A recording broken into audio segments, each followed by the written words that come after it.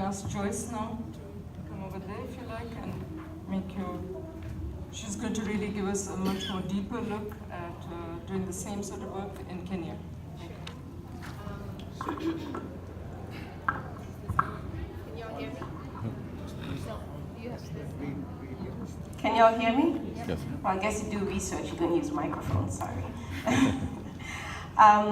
Eileen already talked about reasons why cities are attractive to many people. So I'm going to be talking a little bit about example of Nairobi slums.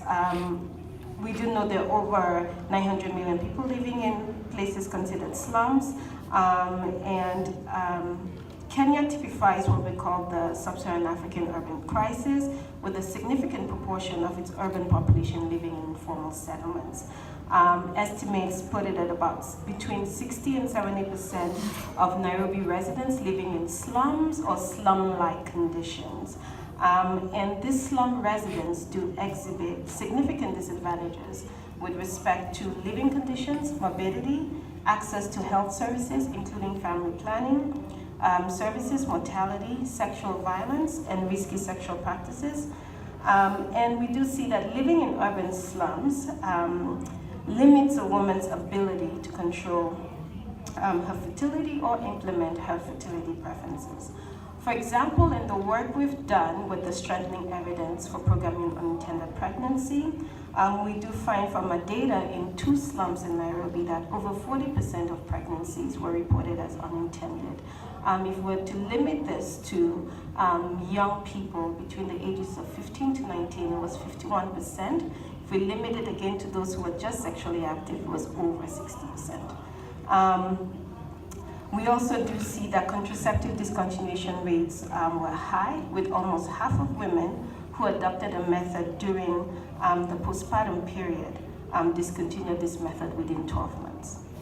Unless followed by prompt method switching, this very high level of contraceptive discontinuation indicates that past contraceptive users account for a large fraction of unmet need for contraception among women living in urban slums. The Nairobi Cross-Sectional Slum Survey puts unmet need in the slums at 24% currently.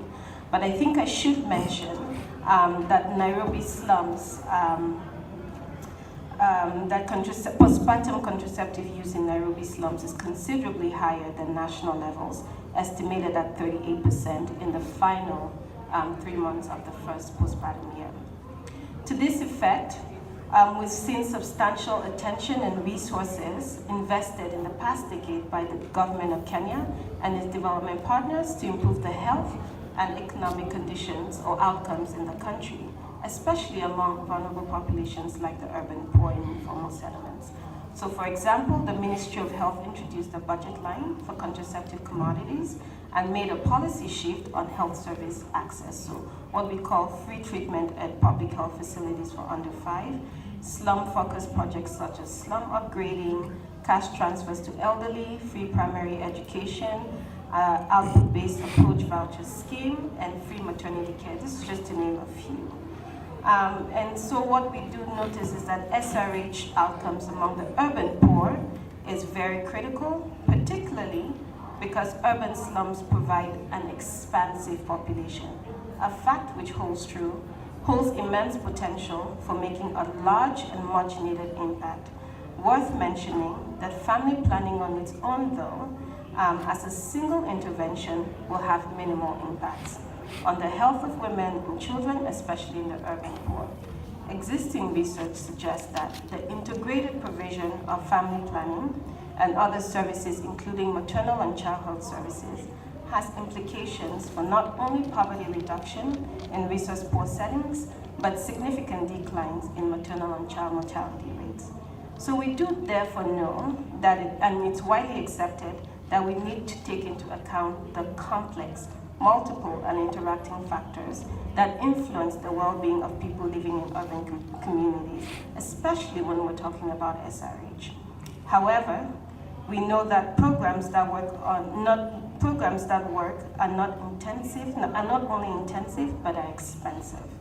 On the other hand, those single sector approaches have value and place, especially in terms of advancing knowledge. They tend to be band-aids with limited possibilities for scale-up and not sustainable long-term. Yet what we see are funding cycles that still seem to favor single-pronged approaches with narrowly defined outcomes that are not sustainable.